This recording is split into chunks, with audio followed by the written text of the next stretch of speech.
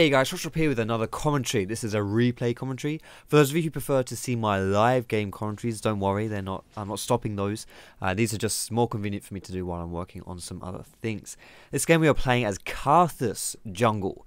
Now Karthus as a jungler is probably one of the strongest mages, or at least one of the easiest to jungle with mages. But he's not, top tier, I would say, as far as junglers overall go. If you do want to play a mage in the jungle, if you do want to get some of that magic damage out there, Karthus is probably the one for you, or at least he is definitely one of them for you. Fiddlesticks, Nidalee, they're also very good magic damage dealers, and I would argue better than Karthus, but still, let's get into it with this one, shall we? So runes and masteries on Karthus jungle, I like to go 21-90. You can go like 21-6-3 if you want the mana regen and utility, because Karthus does have some mana issues, and you definitely need some of that like anti-jungle damage in the defensive tree though, because Karthus takes a crap ton of it. Obviously 21 points on offensive with all the magic damage stuff.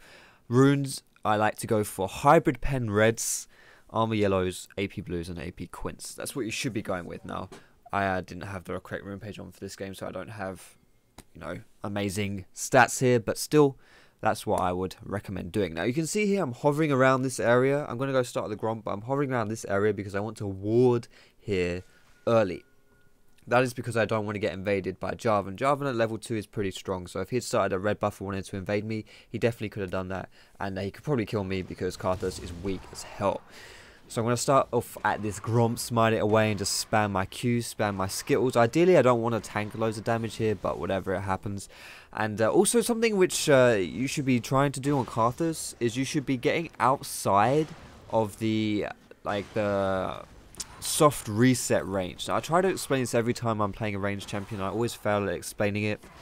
Basically, you want to stay outside of the minion's attack range, so that it walks towards you but can't reach you, and then it resets, but then you re-aggro it, and so it comes back onto you, and then it resets, but then you re-aggro it, and it comes back onto you. Basically, you just kind of want to kite it a little bit like that. Now, I'm not very good at doing that, and also sometimes it bugs out and doesn't work properly, and in addition to that, you can only do 5 soft resets, and sometimes you don't even see when those soft resets are coming through. So you can count you may think you're on like the 4th reset when actually you're on the 5th, and then it hard resets and you really screw yourself over. So if you're not that interested, you want to play it safe, I would recommend that you don't do too much of that soft reset stuff if you don't have to. If you want to maximize your jungle clearing and the efficiency of it and the health the damage you take, then it's definitely something you should be thinking about. Now, the reason why I went to do that Scuttle Crab there and then gone over to do the Wolves was because I wanted to do the Scuttle Crab, and I thought if I did Wolves first and then did Scuttle, there was a high chance that I would find Jarvan in the river, and if I did, then I was going to die. Like, Karthus as a champion is not someone you want to see fighting other junglers early game. You are going to get absolutely destroyed if you find enemy junglers and they decide to fight you. So stay the hell away from them and take actions to make that happen so that you don't have to fight them. In addition to that, another reason why I went Scuttle Crab there was because I was kind of low on health, and Scuttle Crab is gives me time to regen some health, and also when I kill it I get a little bit of health as well. So I've gone for the Rangers Trailblazer here. Rangers is a good smite option for you. It allows you to keep your sustain with mana when you're clearing, and gives you a bit of health as well, so it's a decent choice. I guess you could go for Chilling Smite if you want to get better ganks, but you can't go wrong with Rangers Trailblazer.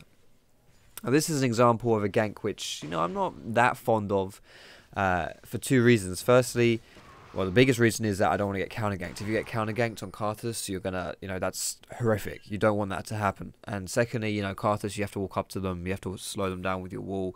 If you've got red buffs, the ganks can work. Like, he's not a terrible ganker by any means, but at the same time, he's very risky ganking if you get caught out of position, if you get counter ganked. So you just always have to be a bit careful of him when you're going for those ganks. And as you'll see, this game, honestly, the way I like to play Karthus jungle, probably going to be quite boring for you guys to watch, because I like to farm the crap out of everything. Like, this is all I do for Karthus jungle. Like, I don't really see any need to do anything but power farm through the jungle. And the reason for that is because Karthus, even if you weren't jungle Karthus at this level, you're not that strong. Like, Karthus is a champion who wants to have, you know, items. Like, he's not an early game champion. He's an okay laner, but he's not really early game champion as far as it goes with fighting. And he can easily get outclassed by other champions. So I just like to AFK farm the jungle a little bit. I like to lane tax every now and then once I get level 6, I like to contribute to fights with my ultimate. Also, you can see here, if you're playing a champion who can't really influence the game that much directly, having wards is also very good for doing for indirectly influencing lanes as well. Like, I can't actually go and help gank, but I can prevent ganks by putting down some decent wards, like I've done here with a pink ward and this ward in the top bush for Sion. Also, take note that this is, I think, the 4th scuttle crab that I've taken.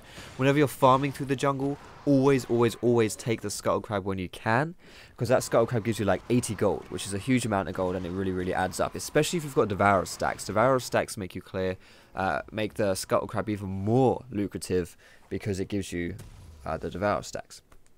Now, as for your item build on Karthus, what I'm doing here is I've gone for the Ranger Trailblazer like I mentioned, but then I'm going to skip the mages and go straight towards a mana regen item, whether that's Morello's or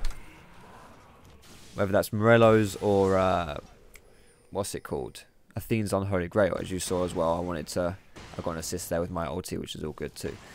The reason why I think that you know, you should get that mana regen item is because if you're spamming through the jungle, you really need to have that mana regen, especially if you don't get blue buff. Even with blue buff, you can run out of mana on Karthus jungle, so you really need to have some mana regen. Now, this is another example of how Karthus can be very squishy and very vulnerable to other players. Like, he dies in one combo to pretty much any champion that has any form of decent damage. If you're not on full health, you run the risk of getting 1 comboed. And even if you are on full health, you run the risk of getting like 2 comboed. Like, it's not that hard to kill a Karthus. He's very squishy. Especially if you're the jungler, because you're going to often be behind in levels compared to the laners. And Victor really wanted my booty there, so he just flashed in, he ignited me. He used his flash and his ignite. I didn't use any of my summoners. We trade 1 for 1. I mean, the only bad thing that went for me there was that I lost my blue buff. And that's kind of worth it for me, but it's also something I need to be careful of, because, you know, if I hadn't been able to trade that kill back, obviously that would have been terrible for me. So I'm also want to just keep talking about the item build a little bit, because most jungle champions, you want to complete your second tier, which I should say your enchantment, your jungle enchantment. You want to complete that jungle enchantment as soon as you can. You want to complete whether that's your Cinderhulk, your warrior. These things you want to complete as soon as you can, because they're very gold efficient and they give you a pretty big power spike at that level. I don't really see the need to do that on mage champions for 2 reasons. Firstly, the stats on it don't really give me what I want to do to help clear the jungle. Most significantly, they don't give you any mana regen or, you know, any sort of form of sustain for the jungle. All they do is give you high damage and CDR. So also, Karthus isn't really a champion who I'm trying to hit a power spike on at this, you know, like low level, when I could be hitting the jungle, when I could be getting that jungle enchantment.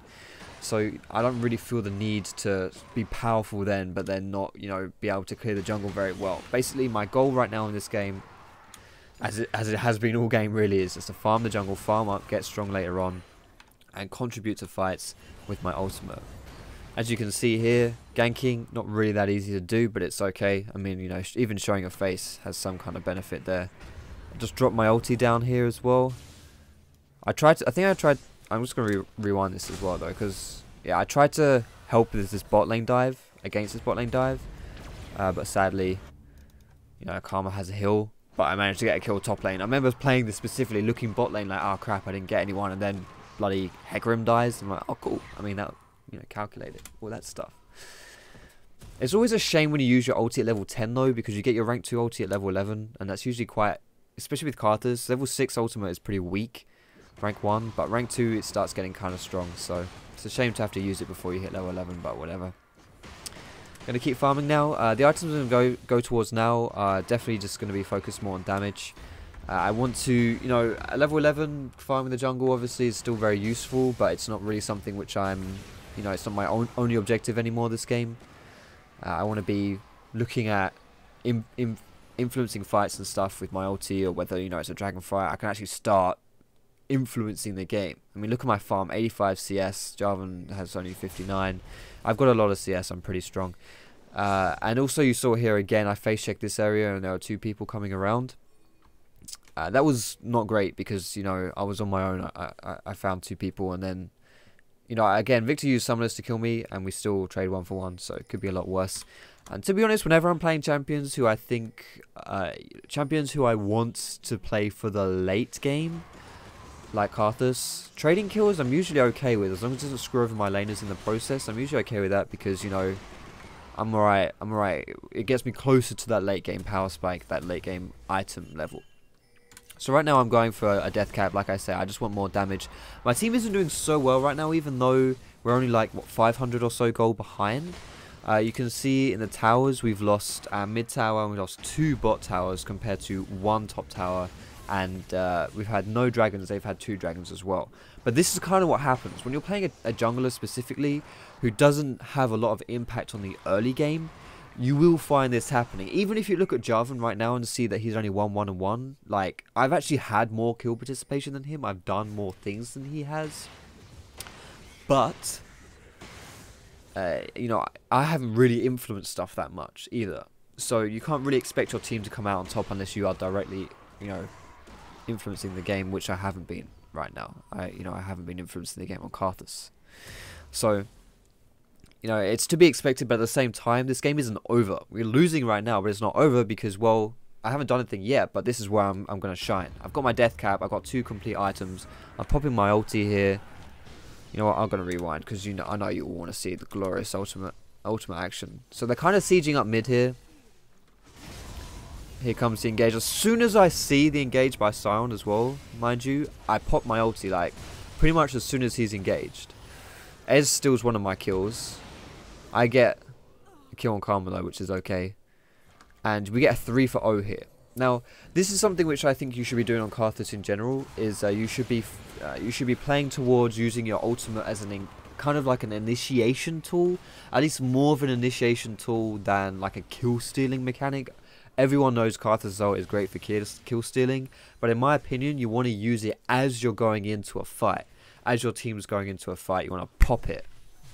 The reason for that is because then it will chunk everyone down low, and your team will know how hard they should dedicate. But like, you can win a fight if you know the enemy team are kind of low on health, or like lower on health, whereas you might run away if you see them on high health but not realize Karthus has got his ult up still.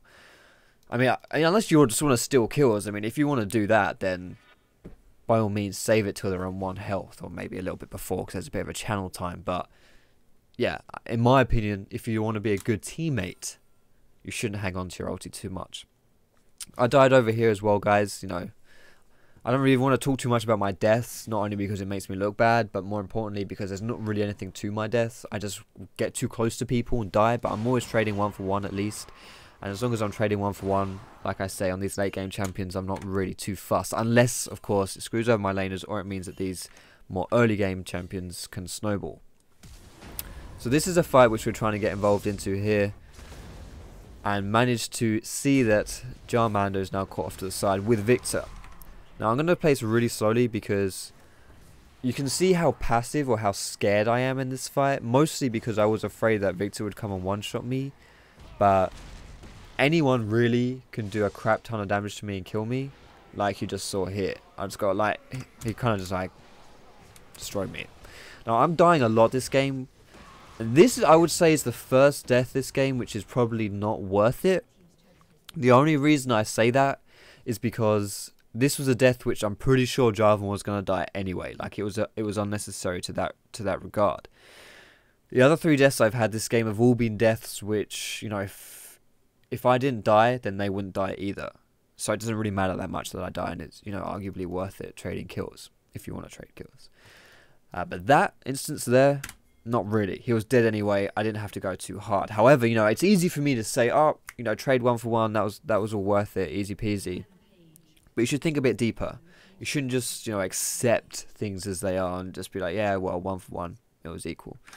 Now, this is a bit of a mistake, as you're going to see here, which leads itself again to the squishiness of Karthus. I'm bloody walking around, and there's a Victor right here, and I'm dead. He literally one combos me. I don't even think he used Ignite on me. He didn't. He did a one combo on me and I'm dead. Now, that was a mistake because there's a ward here. I didn't realise, because if you look on the minimap, it's actually kind of hard. Well, you can't see because any graves are there. It's kind of hard to see when there's a ward placed on the minimap on your pink ward, because your pink ward icon kind of, you know, covers over it. But I also wasn't looking here. I was looking at Graves, thinking, yeah, I'll put my wall behind him. I'll save him. But, you know, that was just a bit too much tunnel vision. So, again, 2 kind of dumb deaths in a row here. Need to make sure that I don't just start losing my focus and just feeling, basically. I also saw that I've gone for a vision trinket. There's no real reason for that. I was kind of just testing it out. As you'll see, this game doesn't really do me any benefits. Warding Titan would have been a lot better. And you've also seen now that I've completed my Magus enchant. Now that will easily give me my 40% CDR, which is something which I am very much looking for, because 40% CDR, I'm rewinding here because I want to see where my ult landed. 40% CDR allows me to ult all the time, which is really, really important, because if I'm just going to be power farming, mostly power farming through the jungle, how does she not die? Okay, she heals. If I'm going to be mostly power farming through this jungle, and I want to influence with my ulti, then my ulti needs to be up. And in order for my ulti to be up, I need to have a high amount of CDR. So that's kind of like the aim of my build, really. So have enough mana regen to farm through the jungle, to have enough CDR to ulti a lot, and to have enough damage to, you know, again, clear faster and just, well, I shouldn't really have to explain my damage is always good. So we're sieging a little bit now as well. Notice that I've stopped just power farming my jungle. This is a time where I'm strong enough I can influence the game. I may as well stick with my team a little bit and try not to miss too many scuttle crabs. Blue buff is up here, but they probably know about it. Yes, he just warded it, so we need to be careful with how we go about this. If we're all here as a team, then yeah, we can secure it. I don't think I actually have my smite up here. There's a bit of a replay bug with that. But yeah, it's all good. We get blue buff. I don't need the blue buff anymore though, mind you, because I've got my Athene's Unholy Grail and I'm not power farming through the jungle. So again, blue buff can now be donated over to the mid laner. But I'm just gonna, you know, when there's nothing to do, you should farm. Like, there's no reason to not be farming the jungle just because it's late game. You know, if there's nothing, if you don't feel like there's too much you can do, then yeah, there's no harm in just farming the jungle. But this is also an example of a place where I recalled when I really shouldn't have.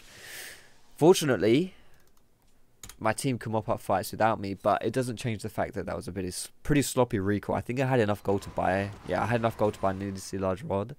So I was like, yeah, I got enough gold. I'm going to recall now. And actually, I probably should have stayed around and fought with my team. This is another team fight here, which I'm going to rewind and just kind of break down a little bit, because you can see how Karthus plays these team fights. Now, this is a good engage by us, but we also see here that we have our backline is kind of low on health. So whereas I was going very much on the offensive here, just trying to like catch. Actually, I should rewind a bit more. I think I missed out on something. Trying to catch the you know, the squishies. Here I am in the background here. I'm not quite there just yet. I'm farming minions. But Victor gets caught completely out of position, and then Jarvan jumps in really deep here. Fortunately, our Ezreal doesn't die, but it's still a bit of a bad fight. Well, it's not really a bad fight, but it can turn bad for us because all of our priority targets are low on health. We go in and kill the front line a little bit too easy, or the back line I should say, which is acting like a front line. And then instead of chasing down Lucian, I just turn around and pill. Like, I know that this Ezreal specifically is strong enough to, you know, carry this game pretty much by himself. So I may as well peel a little bit. Like, there's no point diving right into the backline if you can just help your team win the game by, you know, fighting with them. However, having said that, Karthus is a very good, like, backline diving champion, because even if you die, you still have a lot of impact in the fight thanks to your passive. So even if I jump into the back and even if I die, I can still zone people, I can still do a crap ton of damage, and it's all well and good. No problems there.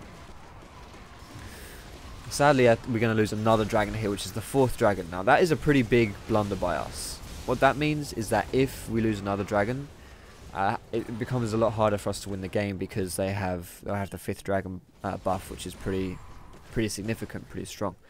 But now is a good opportunity to push down the mid. We just killed like a few people, but can't stay too long because they're alive and we'll end up end up throwing, end up dying or something, and Baron's still up, so we don't want to lose. We don't want to die too much. So I'm going to go back to pushing the side lane a little bit here. Don't want to stay too long just in case I get caught.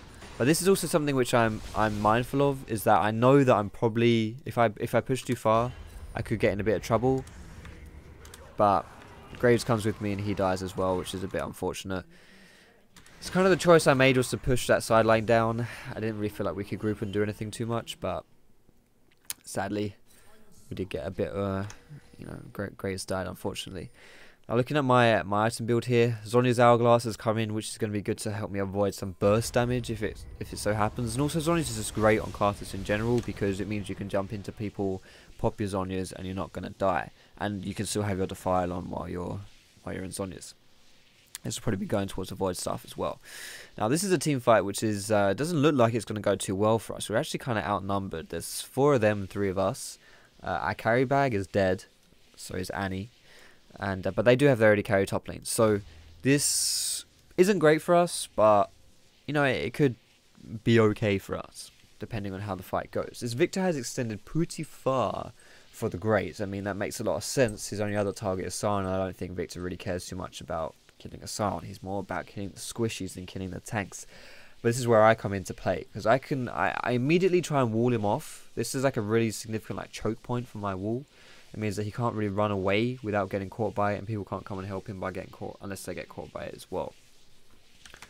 So I put the wall down, which enables me to catch him in the wall. And now it's just my attempt to hit him with Qs, although trying to guess where he's going to run is kind of tricky. Don't want to stand in the stun, because again he can one-shot me. I'm a bit scared of that. And I'm not really afraid of him running back towards the fight, because it's a Sion. Sion doesn't care if Victor's there or not, really. Once the stun is gone, I decide I can get a little bit closer in here. But Victor knows my game. I'm still scared as shit, because I know that Victor can two-shot me. Don't want to die unless I have to. And again, notice how I'm not dedicating really hard, because I know the enemy team isn't really looking too much on Sion. They don't care about Sion. Why would they care about Sion? So I just stand out in the back. I put my Defile down, or my wall down to help. Stand out in the back. I kill Karma. I don't even know where she was. I kill Victor, and I kill, we kill 4 of them, but Sion dies. I'm sorry about Sion, but whatever. It was a good sacrifice. Now I could have, with my Zhonya's, I probably should have played that a bit more aggressive. I do have a bad habit of buying active items and then forgetting to use them the first time I need them. But that was all, it was I guess kind of a good example of how you don't actually have to go balls deep on Karthus. He's a very good balls deep champion, but you don't have to do that. Because you can just, as long as the enemy team have eyes on you, which you saw with Hecarim and Victor, then I was kind of peeling them a little bit from the fight there as well, which just by itself was always made me somewhat useful. So I'm pretty fully built now. I've got 6 items, feeding my Void Staff, which is always good to rounding a build out. They have 5 dragons now, which means that they have a lot of damage. They have that 5 dragon buff, which is bad, but they sacrifice 2 people to get it, and even that dragon buff isn't going to be enough to carry these guys with 2 dead members. I wanted to go mid and try and finish the game, but we decided to do Baron instead. Regardless of how I feel about that decision, it's always good to do a decision as a team, as a group, rather than going by yourself. If I had been like, no you idiots, go push mid, what are you doing, then I would have just died, so there's no point to doing that. Now this is kind of the more uneventful parts of the game, where you're just looking for opportunities to kind of group up mostly and take fights where you can. I've decided as well here that I wanted to push this bot lane down, but I'm also baiting in the old Zhonya's bait for Lucian, which is going to land us a kill on him. And then we can rotate over to the top lane and see whether we can help Sion get this tower down. But then again, if they have 3 people here, that may be a little hard to do. So instead, I'm not gonna get involved in that. I'm gonna see if someone comes into the fight around this side here instead. I'm always using these defiles on towers as well to try and zone people away so they can't walk through them. But Karthus is not really a champion who pushes down towers that fast at all. So it's not really too much use to do unless you're team fighting. He's kind of one-dimensional in that regard. So is Dragon gonna spawn soon? No, we're just ping that for no reason. Fair enough. We catch someone though. This is at this stage of the game, you catch people, you can try and push it to a to like a 1-team fight or something. Another's on his bait, and there goes the game. So I hope you enjoyed this commentary, guys. I wanted to try and make this one like a quick one, because especially I think there's not too much to analyze with Karthus, in the sense that I just wanted to really show how he plays in the jungle, and especially the early game, like I just farmed a lot through it. You can probably hear, but I've got, I'm a bit bunged up right now, so I'm sorry if my voice sounds a bit weird. But still, I hope you enjoyed the video, guys. Thanks a lot for watching. Have a great day, and I'll see you in my next video.